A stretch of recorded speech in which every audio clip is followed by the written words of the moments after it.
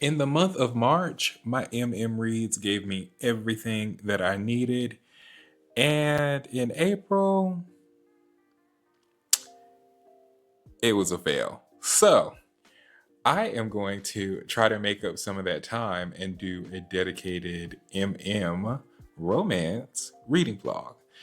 Gonna start off this reading vlog with the Sunshine Court. This is the most recent release from the All About the Game, All in the Game. It's the Foxhole Court series, y'all. And it's book number 4. This book is following Moreau from the Raven Court. Do we care about this new character that was a side character in 3 books and was not relevant whatsoever? We'll see. At the beginning of this book, I have to admit, I didn't care. I wanted more about Neil, Nathan, and Andrew, but that's not what we got. So I'm hoping that this story presents itself as a more full-fledged story. I did get some inklings that Jean was going to be maybe interested in the man. So I'm hoping that this is going to be something good. If not, I have 2 authors that are reliably authors. I'm being so shady right now.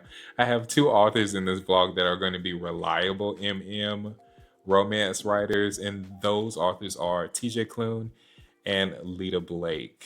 The book I'm going to pick up from Lita Blake is Any Given Lifetime. This is also a newer release, or new to me, and I can't wait to pick this up. I've never picked up a Lita Blake book and have given a rating lower than 4 stars. And most of those ratings are 4.2, 4.5, 5-star readings. And the next author I'm going to read from is TJ Klune. I have 2 books in mind. One of them is a release from last year, Somewhere Beyond the Sea, I believe it's called. And I can't wait to pick that up because the first book in this series was a 5-star book for me. Life-changing read, very emotional for me. There is another book, and this is KU. This is the Mercenary and the Mortician that I might pick up in this vlog. I also want to read Wolf Song by TJ Klune. There is another book I want to read, Boyfriend Material. Let's see how many of these books I actually get to read. But I'm very excited. So far, The Sunshine Court, which is the Nora Sakovich book, it's all right, y'all. If you've been following for any amount of time, you know that I've been low-key hate reading Nora Sakovich.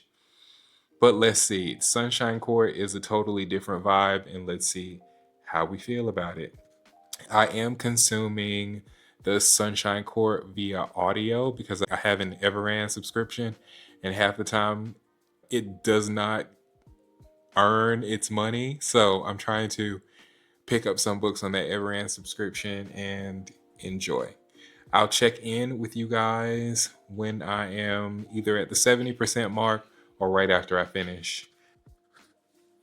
Y'all, I clearly have a problem. And it can't be the author, it has to be me.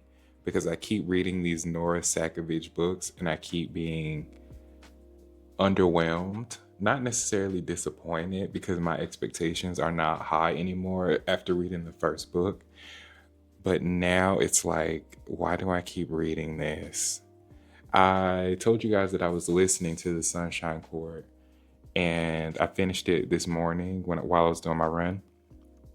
And this is the best out of the books so far. Book number 4 is the best book with a different storyline and a new character. I mean, it is more interesting. There is more like stuff that's like, this is gay, which is great because, you know, when I picked up the series to begin with, I was looking for something that was gay.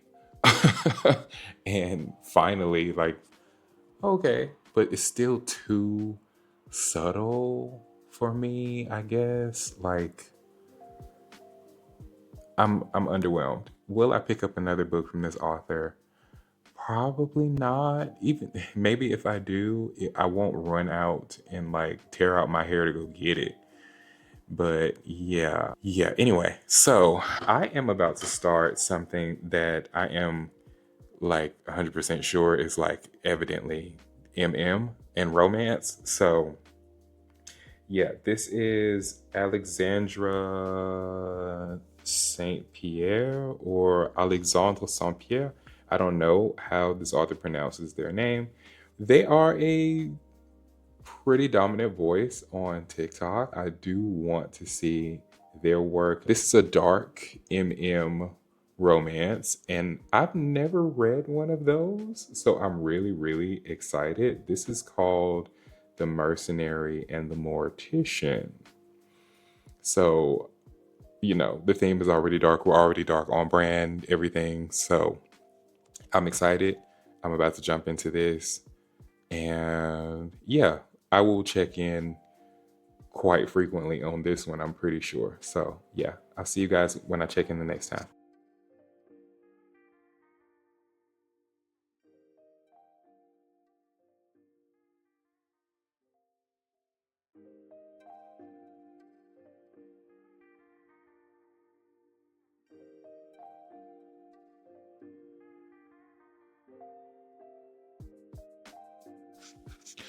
Y'all, this book is about to tear me up.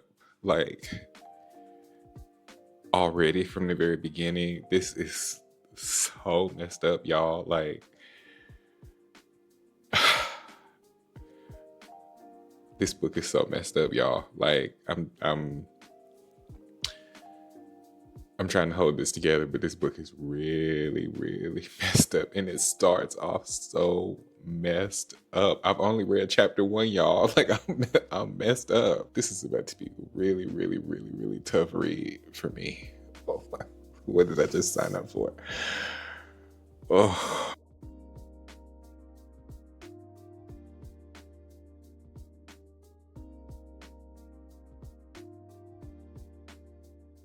Okay, so this is me checking in at the 34% mark of this book, The Mercenary and the Mortician. As you guys saw from the very first clip, like the emotional impact that I'm having with this book is the best way I could put it is extremes. Everything about this book, every piece of the writing is hitting really, really hard. The tortury parts. By the way, this is my first time, I believe, reading a dark MM romance with a touch of fantasy, which is great because I wasn't even expecting that part. But yeah, every element of this is extreme. The torture part is extreme. The essay parts that are featured in this book, extreme. The unaliving in this book, extreme. And also the smut in this book is so extreme. Like, everything is so extreme. Like, every book that I've given 5 stars to, I pretty much knew from the very first 20 pages, and this is no exception. I would be shocked if I gave this book anything less than 5 stars because it's really feeling like a 6-star book, even at 34%. And it is doing something that a lot of MM books don't do, which is it's a longer book. Usually these romance books are like 300, 400 pages, and this is 770 pages. And usually in those shorter books, I'm always feeling like I want the story to keep going because it's not like a satisfying end. Even if I enjoy the book, the end is usually not satisfying. It usually feels like the book has ended in the middle. And maybe in some cases that is true. One author that I can say is really good at making you feel like the book has concluded in terms of MM romance would be M.A. Wardell. I always feel like when we get to the conclusion of his book with one of his couples, I feel like that's the end.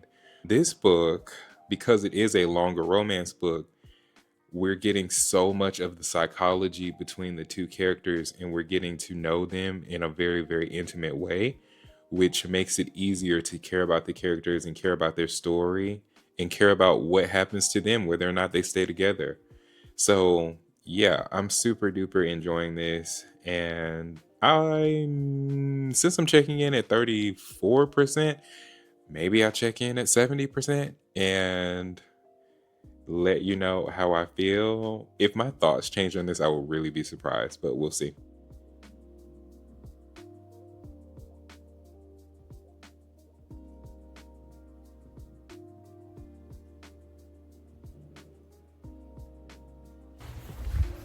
Okay, so now I'm going for a run, and on audio, I'm listening to Bro and the Beast, and it's a short book.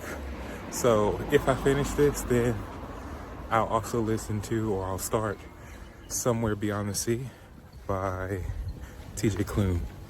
It's the release from September of last year, and I'm excited to pick it up because I loved, what's the name of that book? House on the Cerulean Sea. So I am back home now, and I had a good run. Totally did not expect this, but I finished Bro and the Beast. I had no expectations of this. It just kept being a recommended book in the MM space, and I thought the cover was kind of out there. So yeah, little synopsis of this one. It's hard to give a synopsis without knowing what's a spoiler when you read a book on Kindle. But anyway, this is my synopsis. The book is about a guy who gets trapped in a story, and I can't really give more of a synopsis than that, but there's a guy that gets trapped in the story, and two straight people end up not so straight anymore. And it is hilarious. It is absolutely hilarious. It was extremely short, though. I have no idea what the page count was, but I ended up finishing the whole book during my run.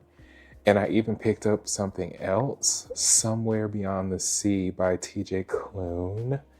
I ended up picking that up on my walk after my run, because usually after I do my run, I go to the grocery store and just pick up a couple of things. So Somewhere Beyond the Sea by TJ Klune is the current audio that I am listening to. But Bro and the Beast, that was so funny. That was very unexpected. It is a part of a series. I'm going to go ahead and continue on in the series because it's really, really funny. And yeah, what do I rate this? It was a really good time and short. I think I'll go ahead and rate this 4.5 stars. Do I recommend this? Of course I do. If you're looking for an MM Omegaverse romance that's not Lita Blake, this might be one for you, especially if you want some outlandish humor. This definitely might be the next book that you need to pick up. Somewhere Beyond the Sea by TJ Klune. I have such a soft spot in my heart for TJ Klune. I'm at like the first 5% of this book, y'all, so I don't really know anything about it. But it is the same kind of atmosphere and the same kind of vibe. It's continuing on the story of Arthur and his partner, whose name starts with an L that I'm totally forgetting. But anyway, it is wholesome and wonderful and sweet, and it is a nice departure from the Mercenary and the Mortician, which is very intense, but I'm absolutely loving that. If my guess is correct, then by the end of this vlog, I'll have 2 5-star MM romance recommendations, because I'm pretty sure The Mercenary and the Mortician is definitely going to be a 5-star book for me. And the last TJ Klune book I read was a 5-star book, and this is a continuation in that story. So I am suspecting that this book will also be a 5-star read for me. And yeah, I'm having a good time reading straight up MM.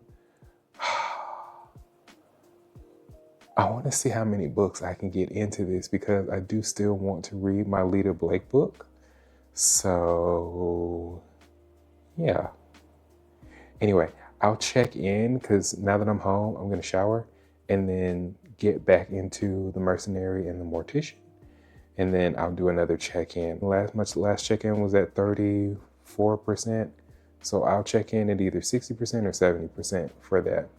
But yeah, I have very strong feelings that this is going to be a 4-star or 5-star read because I am having all of the emotional impact from reading The Mercenary and the Mortician and Somewhere Beyond the Sea, just in general.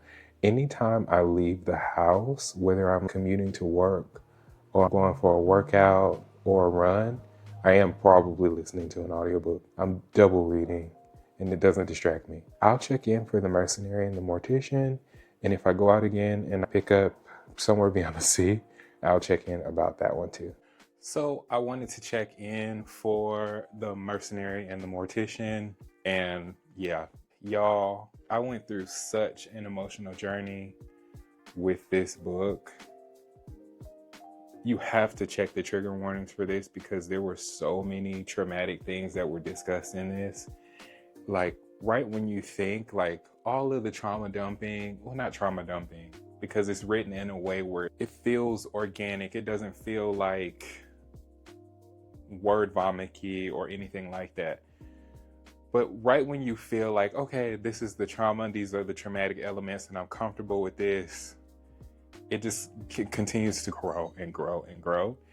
And I have never read a book that has so many things that could possibly traumatize me. Like this, you know how sometimes authors will write like that their character is morally gray or morally black. Like this is like not morally gray, but it's not morally black either. Like I've had so many emotions from this, besides being traumatized several times and needing to take breaks because it was so triggering sometimes. The love story, y'all, is so profound. And I'm so glad that the author actually took their time and like wrote a longer book. And even in the pacing, like if the pacing slows down for like 2 pages, then the next 50, 60 pages are like full of stuff happening. So when a book gets 5 stars for me, it's because it has left a strong emotional impact. And I really don't feel like a book has left a strong emotional impact on me since maybe February when I was reading Zodiac Academy and also Onyx Storm. This, like, I can't stop thinking about this. And yeah, if you are okay with an extremely dark romance, or at least this is extremely dark to me because this is my first experience reading a dark romance. Like I read dark fantasy romance, and when I tell you this book makes the dark fantasy romance look like amateur, this is like literally hell, like demons. Like dark. So if you're prepared for something like that, then fine, pick this up. Do I think that this is worth the read? 100%. This is a 6-star read. This is definitely going to be in the top 5 reads of the year, and anything else that Alexandra St. Pierre writes is definitely like, this is the auto by author, instant needs to be on my shelf.